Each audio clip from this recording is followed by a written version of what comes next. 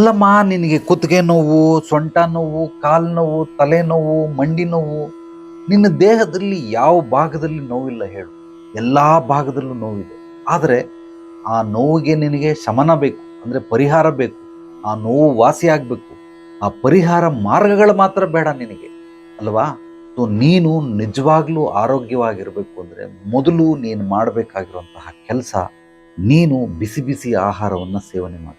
ಬೆಳಿಗ್ಗೆ, ಮಧ್ಯಾಹ್ನ, ರಾತ್ರಿ ಯಾವಾಗ ಬೇಕಾದ್ರೂ ನೀನು ಊಟ ಮಾಡು. ಬಿಸಿ ಬಿಸಿ ಆಹಾರವನ್ನು ಊಟ ಮಾಡು. ಖಂಡಿತವಾಗ್ಲೂ ನಿನ್ನ ಆರೋಗ್ಯ ಅಭಿವೃದ್ಧಿ ಆಗುತ್ತೆ. ಈ ಎಲ್ಲ ನೋವುಗಳು ವಾಸಿ ಆಗುತ್ತೆ. ಎರಡನೇದು, ಆಲೂಗೆಡ್ಡೆ ತಿನ್ಬೇಡ ಹೆಚ್ಚಾಗಿ.